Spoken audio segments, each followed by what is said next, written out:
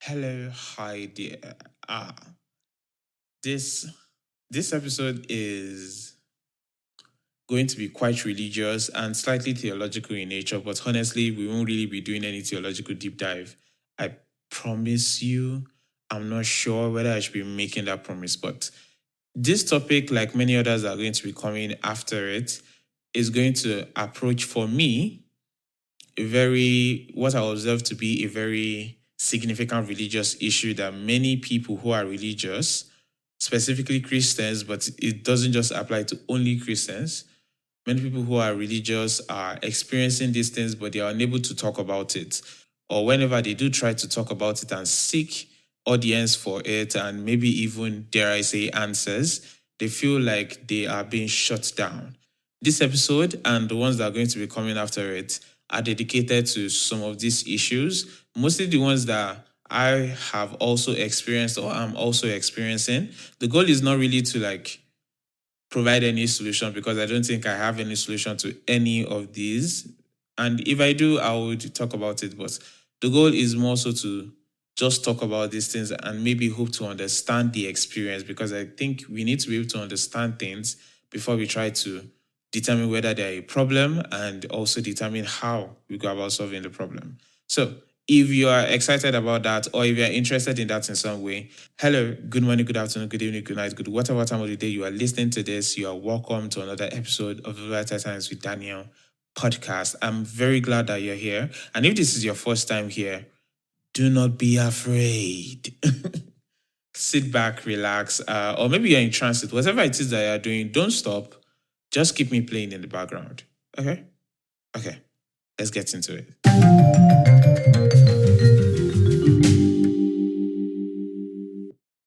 Okay, so this episode, I would like to talk about the issue of Christians and empathy. The accusation online and even in real life is that Christians lack empathy.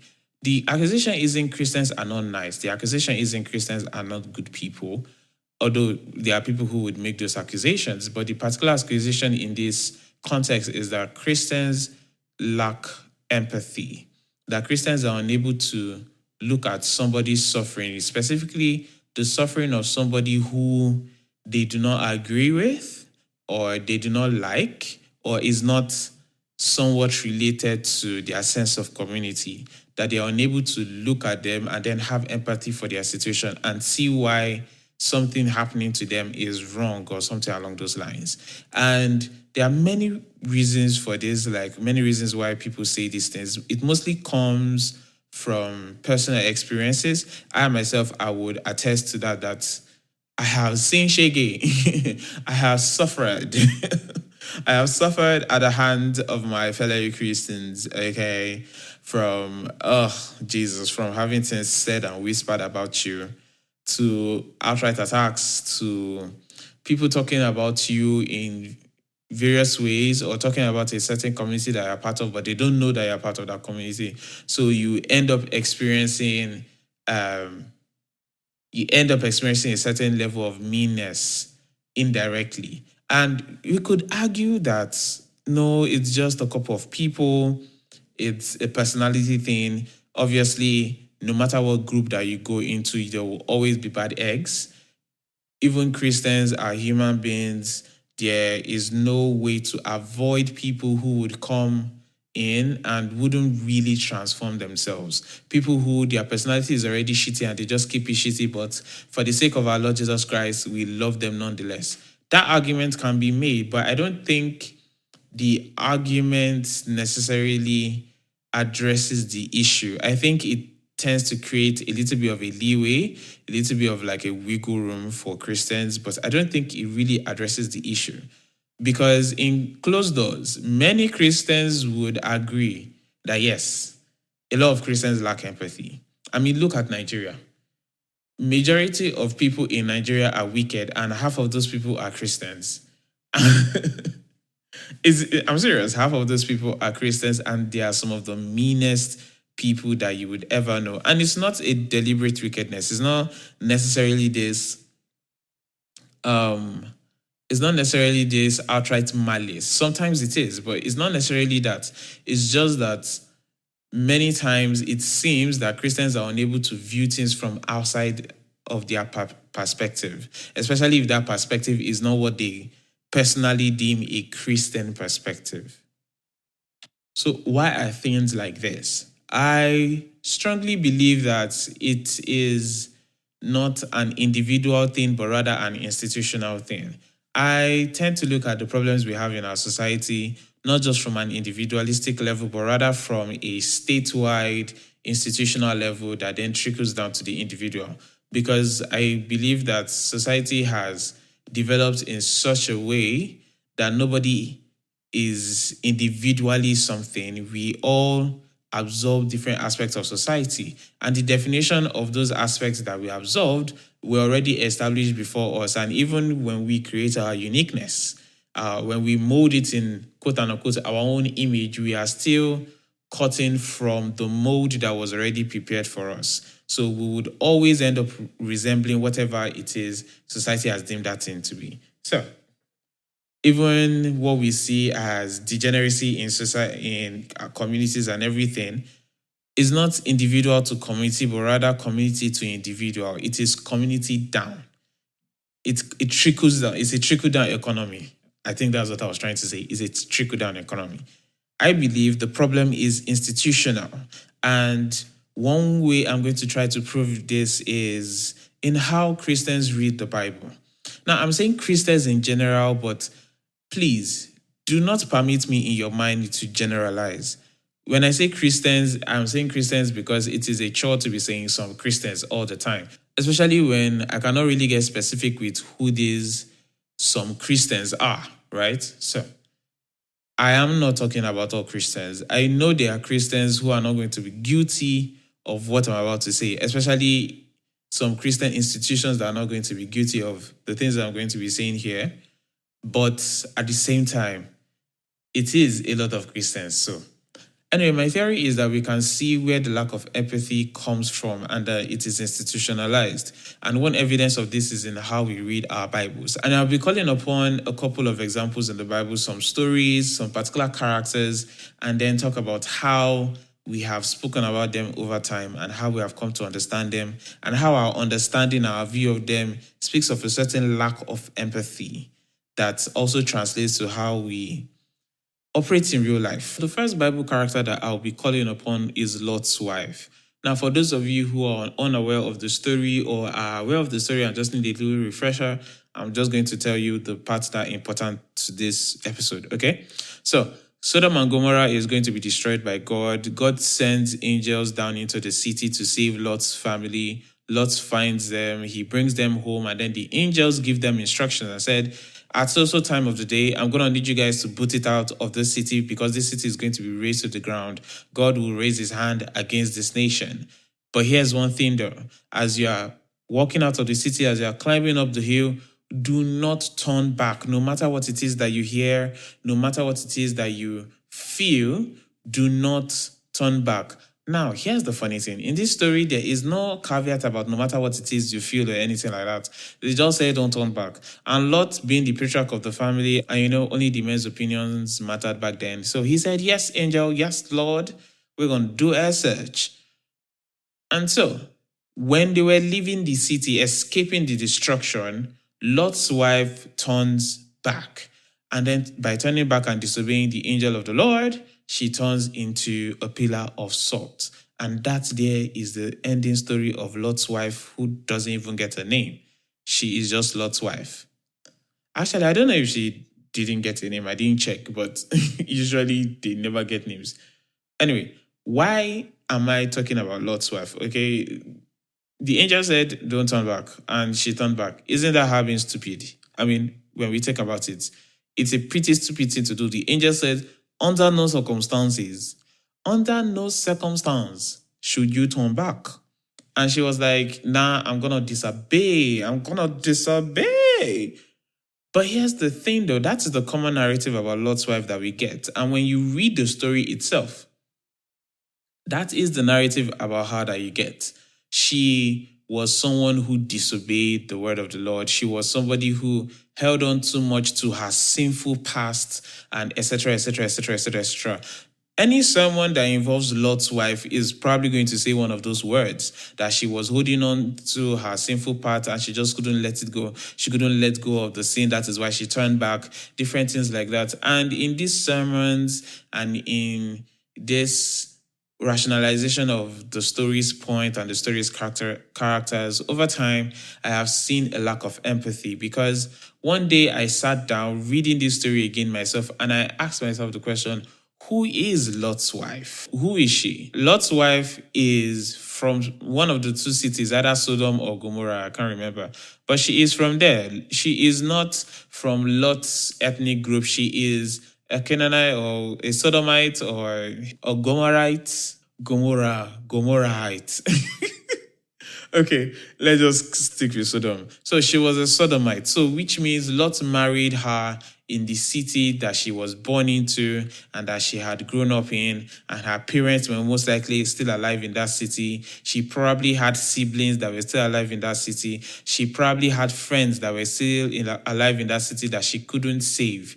She could not save any one of these people. She did not get enough time to go and warn her family, tell them that, just try, right? Try to get them out of the city, try to get them still alive. She could not do any of that. So which means in this story, she has the most attachment to that city. She is the one who is actually experiencing the most loss, right? Yeah, sure, she has daughters and everything, but her daughters are really young.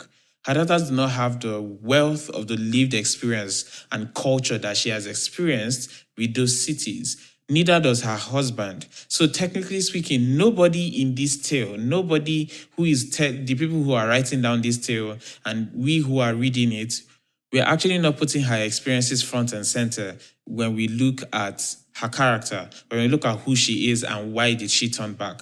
Because think about it. You are literally losing every single thing you have, every single thing you have known, and every single thing you have been. You are losing all of them in the matter of one night. And then you are asked to never look back. You are asked to not even get closure. You are asked to not even witness the end of these things. It reminds me of the story of a particular black guy in the United States. I don't know when this happened, but he was speeding and, he was like breaking traffic and red lights and everything. Why? Because he wanted to get to his mother's bedside in the hospital on time so that he gets to say goodbye to her. She was dying.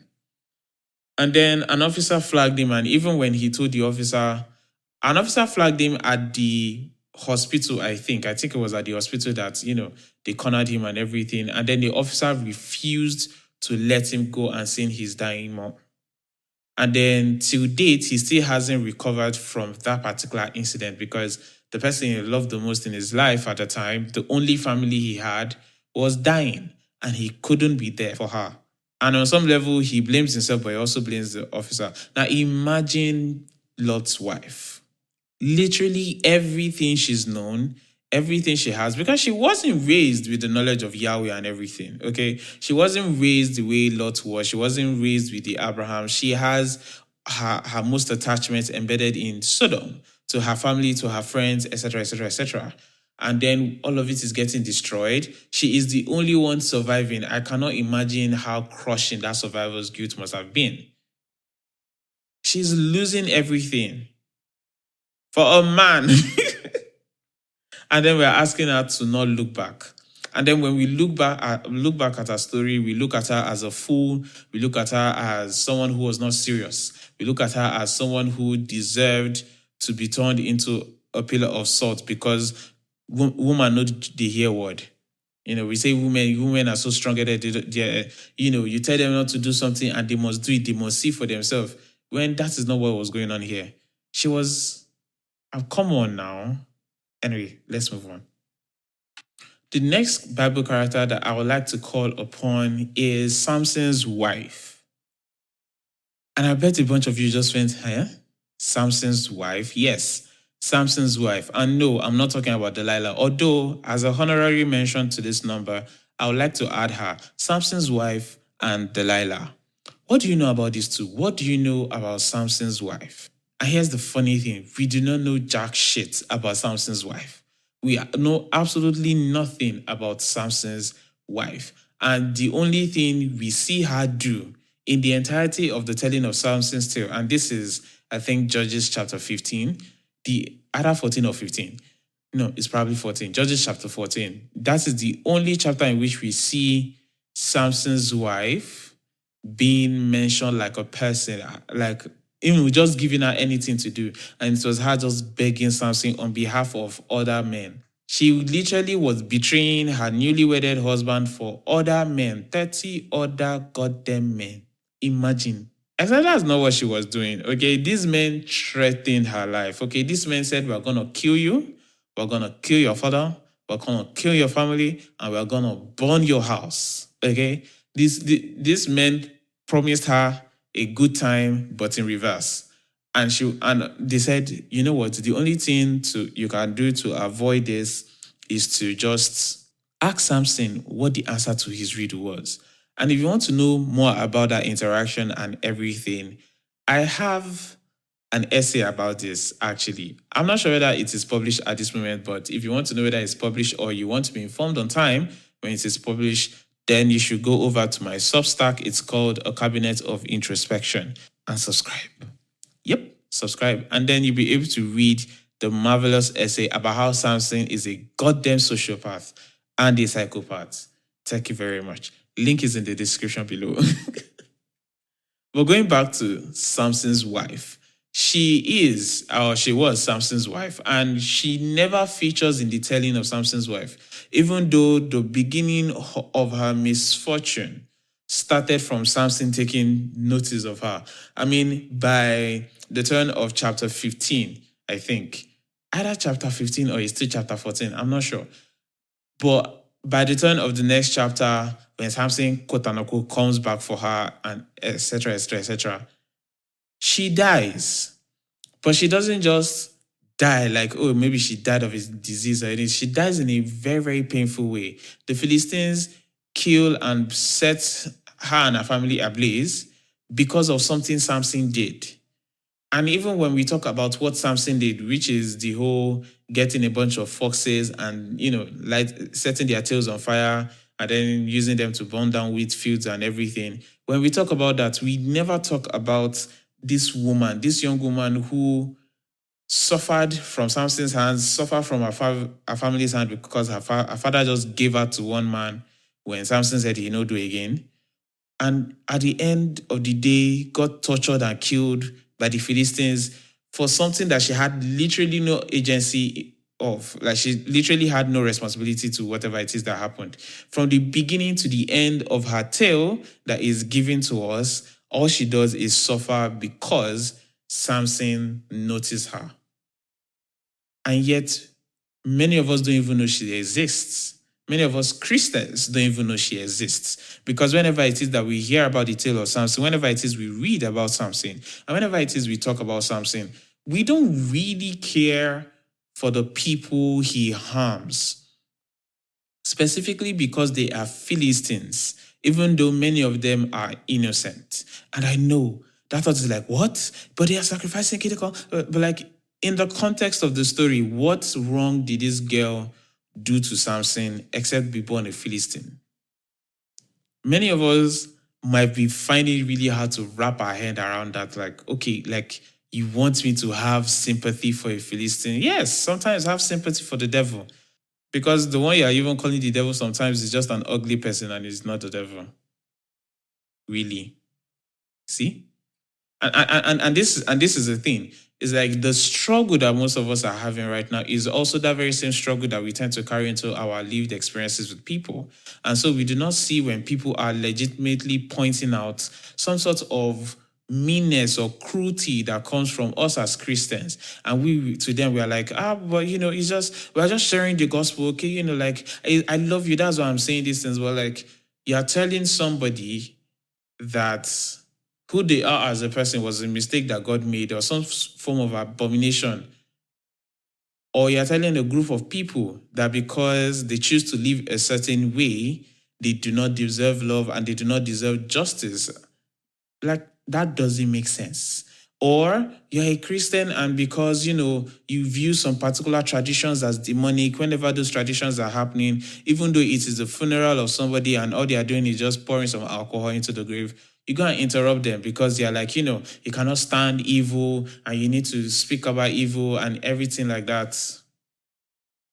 Or, testimony time. I was in the car and, the car got bashed by this trailer and out of 10 people, I'm the only one that survived. Yay, God. Okay, what should the people who are the members of the family of the people that died, that in the congregation now say? I thank God that even though my son died, he survived. Makes no sense.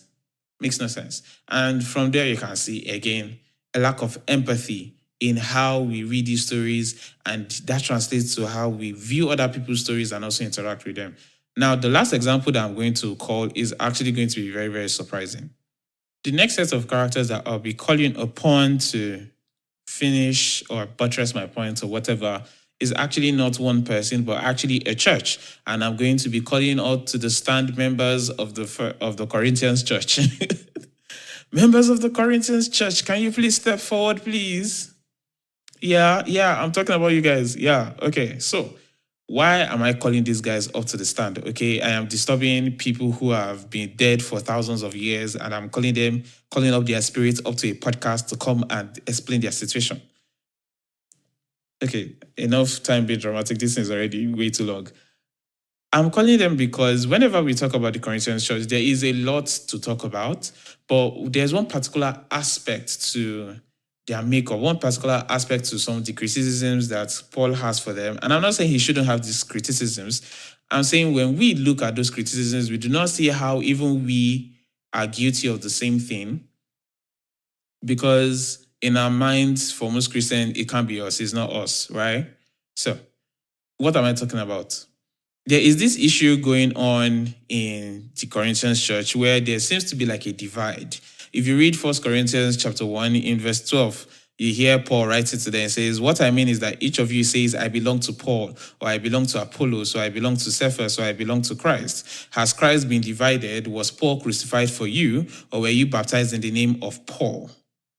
I even see this, you see him echo something like this again in 1 Corinthians chapter 3, I think somewhere along the lines from like, for you are still fleshy. For as long as there's jealousy and quarreling among you, are you not fleshy and behaving according to human inclinations? For when one says, I belong to Paul, and another, I belong to Apollos, are you not all too human?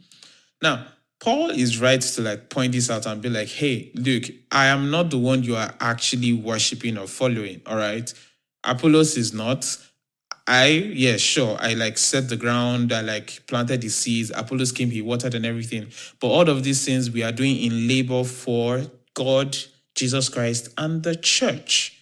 All right?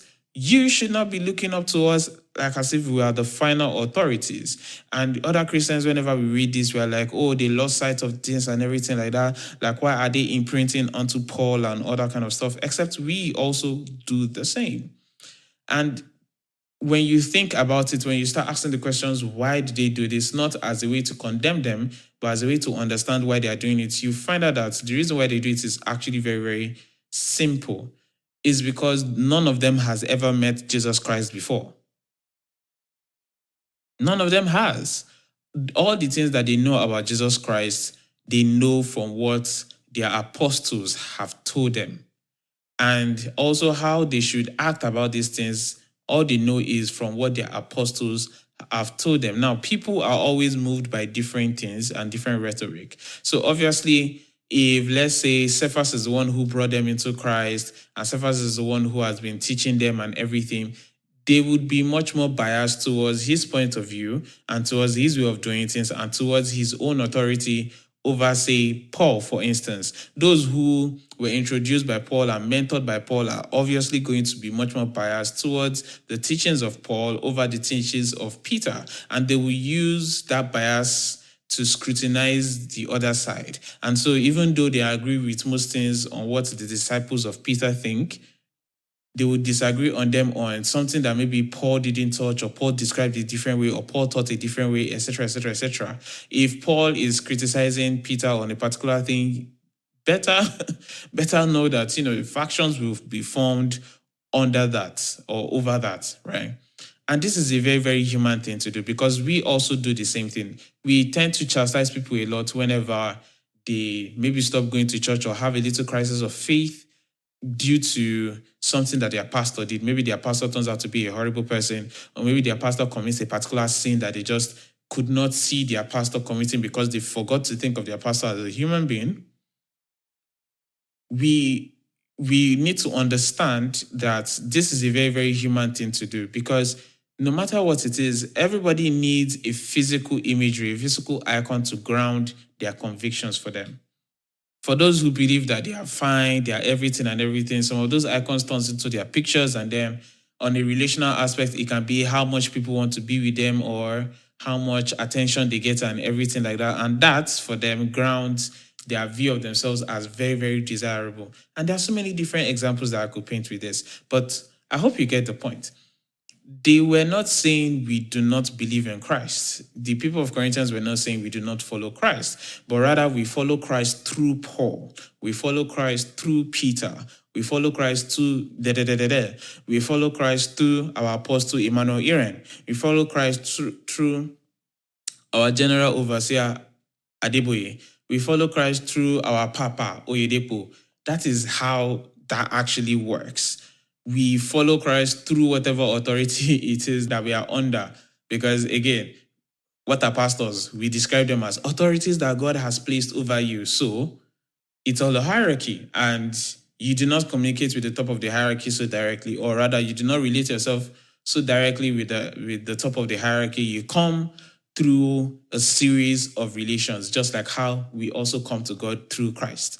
But whenever we look at the First Corinthians, we are like, yes, again, there's a lot to point out. There's a lot of problems there. But then we look at this one particular side and we're like, oh, look at them. And then we fail to understand why there are over 3,000 denominations of Christianity in the world. Wait, is it 3,000 or 300? One of the two numbers, I shall know it starts with 3 and there are 2 zeros inside it. There are a lot of denominations to Christendom. And this is one of the reasons why. And yet we feel like we fail to understand how similar we are with those people in 1 Corinthians because we fail to empathize with their perspective. We fail to empathize with their situation and their point of view because we look at ourselves through a lens of elitism and separateness, this lens of worldly consecration, but we are still in this world. As much as we want to say, oh, we are in this world, but not of this world, we are very much both, if we are being honest. We are very much susceptible to the influences here, just like everybody else is susceptible to many types of influences. But the inability to see this, the inability to see how similar we are, how very much connected to the world around us, despite being Christians, we still are.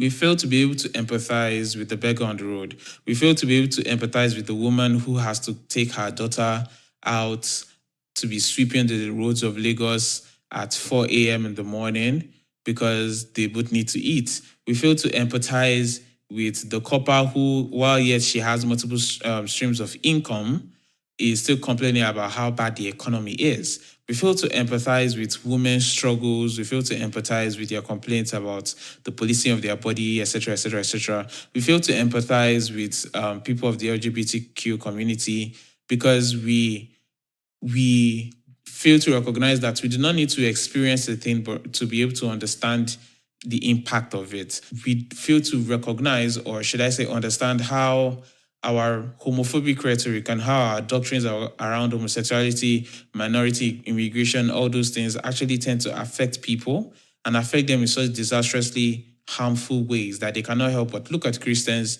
as the evil that walks upon the world.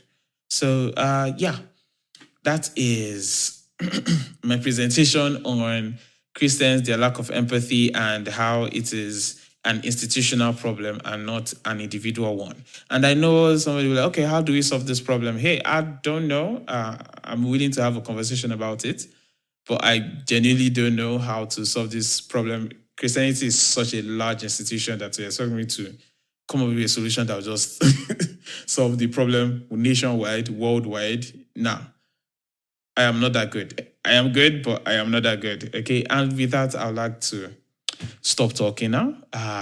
But what do you think? Am I wrong? Is there a way I have spoken about these stories and the things I pointed out that is me misunderstanding something? Whatever it is that you think, whatever agreements or disagreements that you have, please shoot them at me. Oh. If you are listening to this via YouTube Music or Spotify, you are allowed to leave me a comment. Or if you want to reach me directly, the most direct way you can do is via mail, danieladisa8, as in the number 8 at gmail.com.